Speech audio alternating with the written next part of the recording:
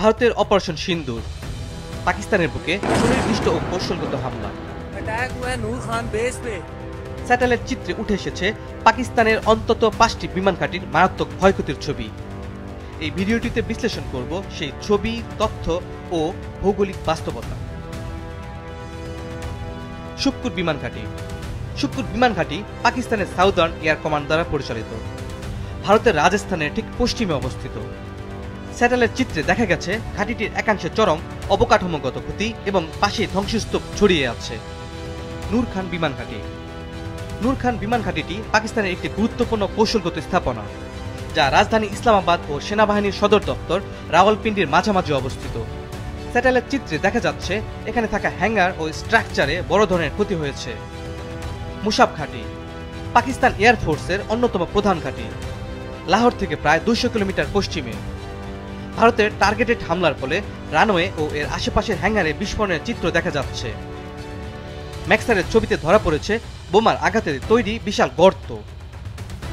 ভোলারি বিমান ঘাঁটি সবচেয়ে নতুন ঘাঁটিগুলোর মধ্যে একটি। হ্যাঙ্গারে সরাসরি আঘাত হানার ফলে ছাদে বড় ধরনের ছিদ্র ও ভেতরে বিস্ফোরণের ধ্বংসাবশেষ দেখা যায়।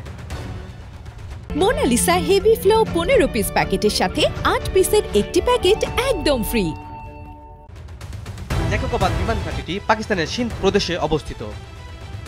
ভারতের অপারেশন সিন্দুরের সময় এখানেও লক্ষ্যবস্তু করা হয় অত্যন্ত নির্দিষ্টভাবে।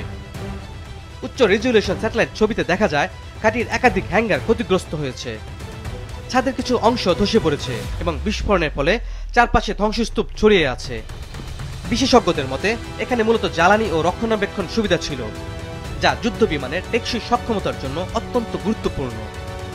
গত শনিবার টানা 4 দিনের তীব্র সীমান্ত পারাপারের ড্রোন ও মিসাইল হামলার পর দুই দেশ একটি যুদ্ধবিরতির চুক্তিতে পৌঁছায়, যা তাৎক্ষণিকভাবে সামরিক কার্যক্রম বন্ধে কার্যকর হয়। স্যাটেলাইট ছবিগুলো ম্যাক্সার টেকনোলজির, যা অপারেশন সিন্দুর এর সফলতা এবং পাকিস্তানের সামরিক অবকাঠামোর দুর্বলতা প্রকাশ করেছে। ভারতের পক্ষ থেকে বলা হয়েছে এটি ছিল প্রতিরক্ষামূলক এবং সুনির্দিষ্ট উদ্দেশ্য ভিত্তিক হামলা।